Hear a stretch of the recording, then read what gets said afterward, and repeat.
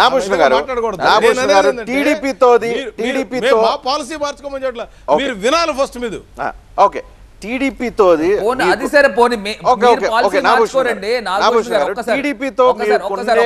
రాబోయేది బంధం బలవంతపు బంధమా లేదు అంటే మీకు ఇష్టపూర్వకంగా మీరు పొత్తు పెట్టుకోవాలనుకుంటున్నారా అసలు మీరు ఆహ్వానించారా ఆహ్వానించట్లేదా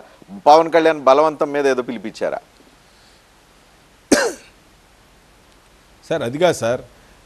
మీకు అందాక చెప్పి డిస్కషన్ వేరు డెసిషన్ వేరు డిస్కషన్ అప్పుడు రకరకాలైన కామెంట్స్ వస్తుంటే అవి అల్టిమేట్గా అది కాదు ఇవాళ కేంద్రంలో ఉన్నటువంటి అమిత్ షా గారితో చంద్రబాబు నాయుడు కలిశారు వాళ్ళిద్దరి మధ్య ఏం జరిగింది ఏం మాట్లాడేది మాకు ఎవరికి తెలియదు ఎక్కడా మేము మాట్లాడలేదు ఈ రేపు కూడా ఫ్యూచర్లో అలయన్స్ ఉందంటే మేము మా ప్లాన్ మాకు ఉంటుంది లేదంటే మా 25 పార్లమెంట్కి 175 అసెంబ్లీకి మేము రెడీగా ఉంటాం ఇంతేగాని ఈ కేంద్ర నాయకత్వం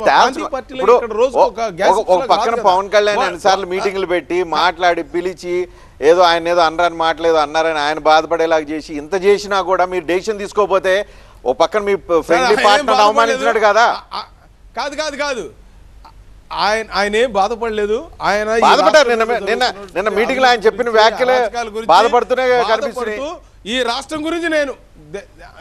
కాదు ఆయన ఒకటే చెప్పాడు నాకు కావాల్సింది ఏంటంటే ఈ రాష్ట్రం అభివృద్ధి దానికోసం నేను పెద్దల దగ్గరికి వెళతాను వాళ్ళ దగ్గర నేను రిక్వెస్ట్ చేసి మన ప్రజల కోసం కాదు కదా వాళ్ళకి భర్త గారికి నచ్చదు కదా ఇలాంటి వాళ్ళకి అనవసరం కదా సంబంధం లేదు కదా ఓకే బొల్సెట్ గారు మీకు అనిపించట్లేదా ఇన్ని రోజులైనా కూడా ఇంకా డెసిషన్ తీసుకోకుండా పెండింగ్ పెట్టాం ఎందుకంటే కర్ణాటకలో జేడీఎస్తో ఇమీడియట్గా బీజేపీ ఓకే చేసింది బీహార్లో నితీష్ కుమార్ పొత్తు విషయంలో 2 డేస్లో డెసిషన్ తీసుకున్నారు కానీ ఆంధ్రప్రదేశ్లో తెలుగుదేశం దగ్గరకు వచ్చేసరికి మీరు చెప్పినా కూడా లేదంటే వాళ్ళు డెసిషన్ తీసుకోవడానికి ఇంత నాంచడం వెనుక ఏమన్నా ఉందా వేరే రీజన్ ఏమన్నా ఉండే అవకాశం ఉందా అంటే ఇప్పుడు బీజేపీ ఇప్పుడు దేశాన్ని పాలిస్తున్న పార్టీ అండి నెక్స్ట్ డెసిషన్ తీసుకోవాల్సిన ఇద్దరు నేతలు కూడా దేశంలో అత్యంత ముఖ్యమైన విషయాలు జరుగుతున్నాయి ఇప్పుడు దేశంలో అనేక దేశాల ప్రతినిధులు వచ్చి ఇప్పుడు విశాఖపట్నంలో సాగర్ తీరంలో ప్రోగ్రామ్స్ జరుగుతున్నాయి లా అండ్ ఆర్డర్ సిచ్యువేషన్ ఉంటుంది హోమ్ మినిస్టర్ సంబంధించిన సిచ్యువేషన్ రకరకాలు ఉంటాయి ఎందుకంటే మనం అనుకున్నట్టు వాళ్ళు ఖాళీగా ఆంధ్రప్రదేశ్ ఒక్కదాని మీద ఫోకస్ పెట్టరండి 29 రాష్ట్రాల మీద కాదండి ప్రపంచ దేశాల మీద వాళ్ళ ఫోకస్ ఉంటుంది కాబట్టి వాళ్ళకున్న పరిస్థితులు ఏంటి ఇవాళ అక్కడ ఏదో మంచు తుఫాన్ వచ్చింది కొంతమంది చనిపోయారు కాశ్మీర్లో గల్లంత అయిపోయారు రకరకాలు ఉన్నాయి గుల్మార్గ్లో జరిగింది అంటే ఏమున్నాయని మనకు తెలియకుండా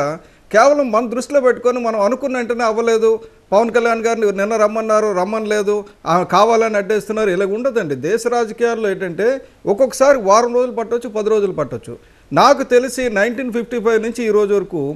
ఎన్నికల్లో ఎప్పుడైనా సరే అభ్యర్థులను ఇంత తొందరగా ఖరారు చేయాలని కానీ పొత్తులు ఇంత ముందుగా పెట్టుకోవాలని కానీ ఇంత మీడియా సంచలనం కూడా లేదు ఎందుకంటే ఇప్పుడు మీడియా గురించి వార్తలు వండాల్సి వస్తుంది వార్తలు లేకపోయేసరికి ఏంటంటే మీరు ఏది ఇప్పుడు టీటీడీ మీద ఫోకస్ తగ్గించి అంటే టీడీపీ మీద ఫోకస్ తగ్గించి టీటీడీ మీద తిరుమల తిరుపతి దేవస్థానం మీద ఫోకస్ పెడితే బాగుంటుంది ఎందుకంటే కొద్ది రోజులు ఈ స్టేల్మెంట్ కంటిన్యూ అవుతుంది ఈ స్టేల్మెంట్ కొద్ది రోజులు 25గా 26 కల్లా అయిపోతుంది కదా అప్పుడు మనం దీని మీద గట్టిగా చర్చించుకుంటాం తిరుపతిలో జరుగుతున్న 26కి అయిపోద్ది అంటారా 25కి 25-26 లోపల అయిపోతుందండి 25కి ఎందుకంటే రాత్రి ప్రభుత్వాలు మారిపోవడం అనేది క్వైట్ కామన్ రాత్రి నిద్రపోయేటప్పుడు ఒక ప్రభుత్వం అంటే తెల్లారు లేచి చూసేసరికి ఇంకో ముఖ్యమంత్రి ఉంటున్నాడు అలాంటి రోజులు ఇవి డెఫినెట్గా సార్ ఇప్పుడు డెఫినెట్గా స్పీడ్ లోకం కదా స్పీడ్ ఉంటుంది నా రిక్వెస్ట్ ఏంటంటే మీరు ఎప్పుడో ఒక రోజు తిరుపతి దేవస్థానం మీద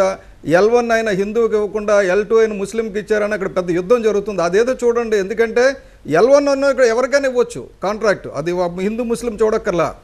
L2ని బలవంతంగా L1 చేసి ఇప్పించడం అనేది ఇలాంటి చాలా అన్యమతానికి సంబంధించిన చొరబాట్లు చర్చలు జరుగుతున్నాయి దాని మీద పెద్ద ఉద్యమాలు నడుస్తున్నాయి మీరేమో మనం పట్టించుకోవడం లేదు మీడియాలో ఈసారి ఒకసారి